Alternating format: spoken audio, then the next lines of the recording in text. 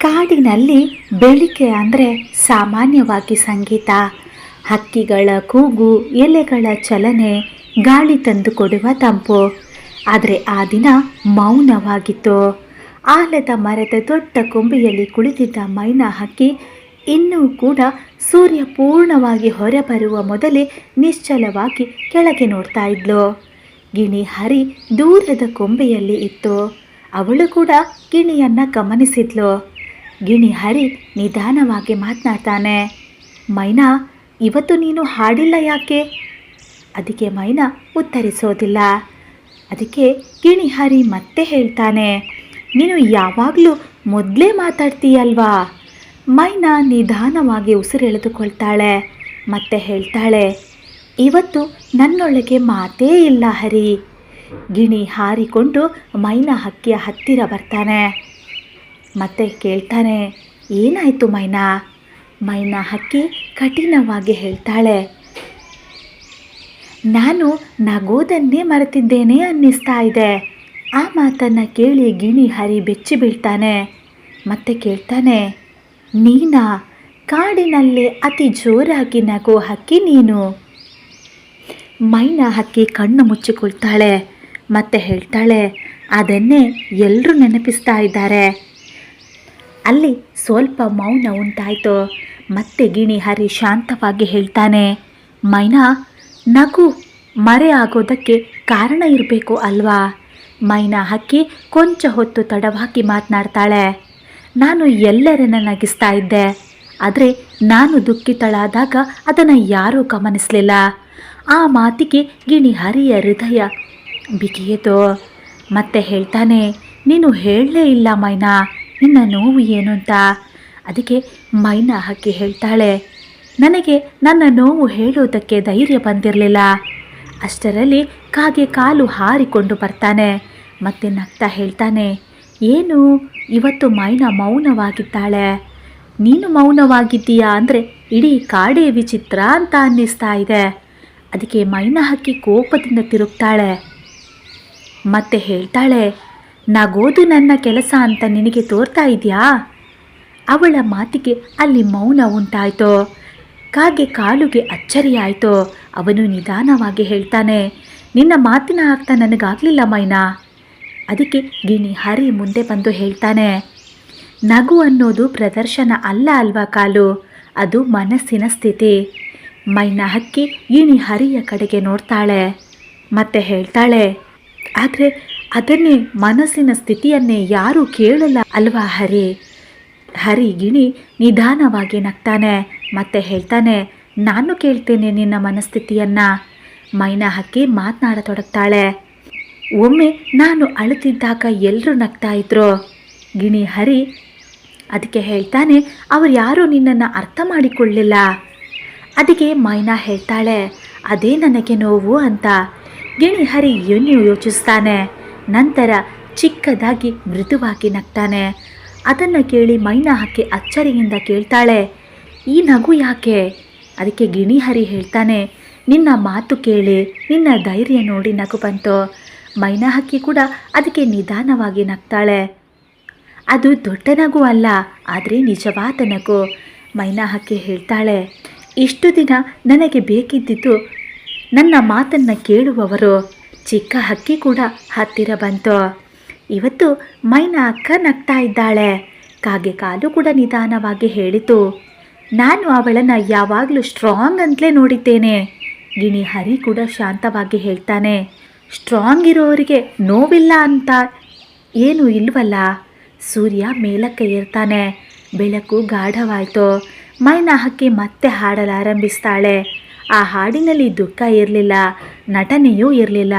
ಅದು ಹಗುರವಾದ ಹಾಡು. ಒಂದು ನಗು, ಒಂದು ಮಾತು, ದುಃಖಿತ ಮನಸ್ಸು ಹಗುರವಾಯಿತು. ಆ ದಿನವೇ ಬದಲಾಯಿತು. ನಗು ಕೂಡ ಔಷಧ. ಬೆಳಕಿನ ಗಾಳಿ ತಂಪಾಗಿತ್ತು. ಆಕಾಶ ಸ್ವಚ್ಛವಾಗಿತ್ತು. ಕಾಡಿನ ಹಕ್ಕಿಗಳು ಪ್ರತಿದಿನದಂತೆ ಹಾರಾಟದಲ್ಲಿ ತೊಡಗಿದ್ವು. ಆಲದ ಮರದ ಮೇಲ್ಭಾಗದಲ್ಲಿ ಮೈನಾ ಹಕ್ಕಿ ಕುಳಿತಿದ್ಲು. ಅವಳ ಪಕ್ಕದಲ್ಲೇ ಗಿಣಿ ಹರಿ ಕೂಡ ಕುಳಿತಿದ್ದ. ಮೈನಾ ಹಕ್ಕಿ ನಗ್ತಾ ಗಿಣಿ ಹರಿಯಲ್ಲಿ ಹೇಳ್ತಾಳೆ, ಹರಿ, ಇವತ್ತು ಆಕಾಶ ನೋಡಿದರೆ ಹಾರದೇ ಇರೋದಕ್ಕೆ ಮನಸ್ಸೇ ಬರ್ತಾ ಇಲ್ಲ. ಅದಕ್ಕೆ ಗಿಣಿಹರಿ ನಿಧಾನವಾಗಿ ಹೇಳ್ತಾನೆ, ಹೌದು, ಆದರೆ ಎಲ್ಲ ಹಾರಾಟಕ್ಕೂ ಸಮಯ ಬೇಕು ಅಲ್ವಾ ಮೈನಾ? ಕೆಳಗೆ ಒಂದು ಚಿಕ್ಕ ಹಕ್ಕಿ ರೆಕ್ಕೆಗಳನ್ನು ಅಲುಕಿಸುತ್ತಾ ಮೊದಲ ಬಾರಿಗೆ ಎತ್ತರದಿಂದ ಹಾರಲು ಪ್ರಯತ್ನಿಸ್ತಾ ಇತ್ತು. ಚಿಕ್ಕ ಹಕ್ಕಿ ಉತ್ಸಾಹದಿಂದ ಹೇಳುತ್ತೆ, ನೋಡಿ, ನಾನು ಇವತ್ತು ಎತ್ತರದಿಂದ ಹಾರ್ತೇನೆ. ಮೈನಾ ತಕ್ಷಣ ಗಮನಿಸ್ತಾಳೆ. ಮೈನಾ ಹೇಳ್ತಾಳೆ, ನಿಧಾನವಾಗಿ ಹಾರು ಚಿಕ್ಕ ಹಕ್ಕಿ, ಮೊದಲು ಗಾಳಿಯನ್ನು ಅರ್ಥ ಮಾಡ್ಕೋ. ಚಿಕ್ಕ ಹಕ್ಕಿ ಮೈನಾ ಹಕ್ಕಿಯ ಮಾತನ್ನು ಕೇಳಲೇ ಇಲ್ಲ. ಚಿಕ್ಕ ಹಕ್ಕಿ ಹೇಳುತ್ತೆ, ನನಗೆ ಆಗುತ್ತೆ, ನಾನು ಬಲಿಷ್ಠಳು. ಗಿಣಿ ಹರಿ ಕಾಳಜಿಯಿಂದ ಹೇಳ್ತಾನೆ, ಧೈರ್ಯ ಒಳ್ಳೆಯದು, ಆದರೆ ಆತುರ ಅಪಾಯ. ಚಿಕ್ಕ ಹಕ್ಕಿ ಹಾರ್ತಾಳೆ. ಒಂದು ಕ್ಷಣ ಅವಳು ಗಾಳಿಯಲ್ಲಿ ತೇಲ್ತಾಳೆ. ಆಮೇಲೆ ಧಡಾಮ್ ಅಂತ ಅವಳು ಕೆಳಗಿನ ಪೊದೆಗೆ ಬಿತ್ತು ಬಿಡ್ತಾಳೆ. ಎಲ್ಲ ಹಕ್ಕಿಗಳು ಗಾಬರಿಯಾಗ್ತಾರೆ. ಇನ್ನೊಂದು ಚಿಕ್ಕ ಹಕ್ಕಿ ಹೇಳಿತು, ಅಯ್ಯೋ ಅಂತ. ಮೈನಾ ಹಕ್ಕಿ ಭಯದಿಂದ ಹೇಳ್ತಾಳೆ, ಚಿಕ್ಕ ಹಕ್ಕಿ ಪಿಂಕಿ ಅಂತ ಬರ್ತಾಳೆ. ಗಿಣಿ ತಕ್ಷಣ ಕೆಳಗೆ ಹಾರ್ತಾನೆ. ಚಿಕ್ಕ ಹಕ್ಕಿ ಪಿಂಕಿ ಮೌನವಾಗಿದ್ಲು. ಅವಳ ರೆಕ್ಕೆಗಳು ನಡುಗ್ತಾ ಇತ್ತು. ಮೈನಾ ಹಕ್ಕಿ ಕಂಪಿತ ಧ್ವನಿಯಲ್ಲಿ ಕೇಳ್ತಾಳೆ, ಪಿಂಕಿ, ನೋವಾಯ್ತಾ ನಿನಗೆ? ಚಿಕ್ಕ ಹಕ್ಕಿ ಕಣ್ಣು ತುಂಬಿಕೊಂಡು ಹೇಳ್ತಾಳೆ, ನನಗೆ ಆಗಲ್ಲ ಅನಿಸುತ್ತೆ. ಅದಕ್ಕೆ ಗಿಣಿಹರಿ ನಿಧಾನವಾಗಿ ಅವಳ ಪಕ್ಕ ಕುಳಿತುಕೊಂಡು ಮಾತನಾಡ್ತಾನೆ, ಮೃದುವಾಗಿ ಮಾತನಾಡ್ತಾನೆ, ಬಿದ್ದಿದ್ದೀಯಾ ಅಂದರೆ ನೀನು ಪ್ರಯತ್ನ ಮಾಡಿದ್ದೀಯಾ ಅಂತ ಅರ್ಥ, ಸೋತಿದ್ದೀಯಾ ಅಂತ ಅಲ್ಲ. ಇನ್ನೊಂದು ಕೊಂಬೆಯಲ್ಲಿ ಕುಳಿತಿದ್ದ ಹಕ್ಕಿಗಳು ಮಾತನಾಡತೊಡಗ್ತವೆ. ಒಂದು ಹಕ್ಕಿ ಹೇಳುತ್ತೆ, ಇವಳು ತುಂಬ ಚಿಕ್ಕವಳು. ಇನ್ನೊಂದು ಹಕ್ಕಿ ಹೇಳುತ್ತೆ, ಎತ್ತರದಿಂದ ಹಾರೋಕೆ ಇವಳಿಗಾಗಲ್ಲ. ಆ ಮಾತುಗಳು ಚಿಕ್ಕ ಹಕ್ಕಿ ಪಿಂಕಿಯ ಮನಸ್ಸಿಗೆ ಚುಚ್ಚುತ್ತವೆ. ಅದು ಕಣ್ಣೀರು ಹಾಕುತ್ತಾ ಹೇಳುತ್ತೆ, ನಾನು ಸೋತುಬಿಟ್ಟೆ. ಅದಕ್ಕೆ ಮೈನಾ ಹಕ್ಕಿ ಜೋರಾಗಿ ಮಾತಾಡ್ತಾಳೆ, ನಿಲ್ಲಿಸಿ, ಬಿದ್ದವಳನ್ನು ನೋಡಿ ನೋವು ಕೊಡುವ ಮಾತು ಯಾಕೆ ಅಂದಾಗ ಎಲ್ಲರೂ ಮೌನವಾಗಿ ಬಿಡ್ತಾರೆ. ಮೈನಾ ಹಕ್ಕಿ ಹೇಳ್ತಾಳೆ, ನಾವೆಲ್ಲರೂ ಒಮ್ಮೆ ಬಿದ್ದಿದ್ದೇವೆ ಅಲ್ವಾ, ಆಮೇಲೆ ಹಾರೋಕೆ ಕಲ್ತಿದ್ದು. ಗಿಣಿ ಹರಿ ಮೈನಾಳ ಕಡೆಗೆ ನೋಡಿ ನಗ್ತಾನೆ. ಮತ್ತೆ ಹೇಳ್ತಾನೆ, ಕೋಪ ಬೇಡ ಮೈನಾ, ಇವಳು ಕೇಳೋದು ನಮ್ಮ ಶಾಂತ ಮಾತನ್ನು ಮಾತ್ರ. ನಾವು ಅವಳಿಗೆ ಧೈರ್ಯದ ಮಾತನ್ನು ಹೇಳೋಣ. ಗಿಣಿ ಹರಿ ಚಿಕ್ಕ ಹಕ್ಕಿಯ ಕಣ್ಣನ್ನು ನೋಡ್ತಾನೆ.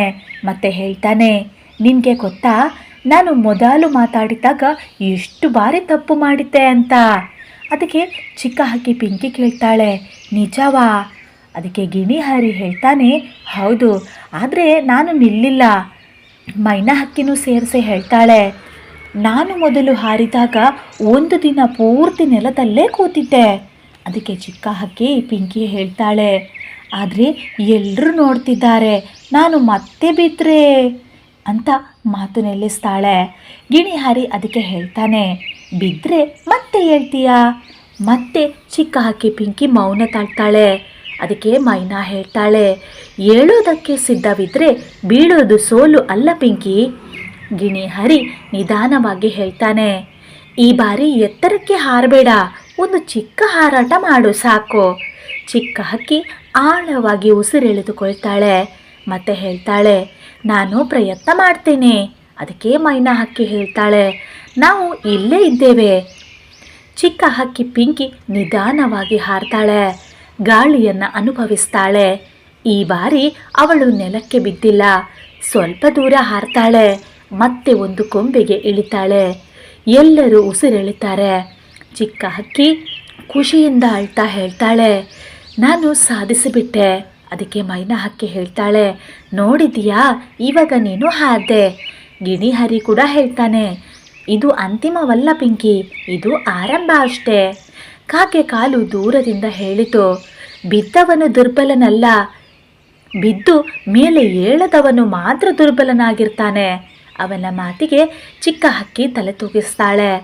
ಸೂರ್ಯಾಸ್ತದ ಹೊತ್ತಿಗೆ ಚಿಕ್ಕ ಹಕ್ಕಿ ಪಿಂಕಿ ಎತ್ತರಕ್ಕೆ ಹಾರ್ತಾಳೆ. ಈ ಬಾರಿ ಅವಳಲ್ಲಿ ಭಯ ಇರಲಿಲ್ಲ. ಅವಳ ಕಣ್ಣುಗಳಲ್ಲಿ ಆತ್ಮವಿಶ್ವಾಸ ಇತ್ತು.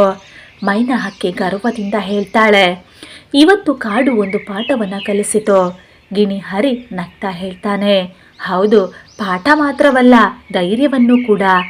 ಬಿದ್ದುದು ಅಂತ್ಯವಲ್ಲ, ಬಿದ್ದು ಅಲ್ಲೇ ನಿಂತಾಗ ಮಾತ್ರ ಸೋಲು. ಮತ್ತೆ ಎದ್ದು ಹಾರೋ ಧೈರ್ಯವೇ ನಿಜವಾದ ಗೆಲುವು.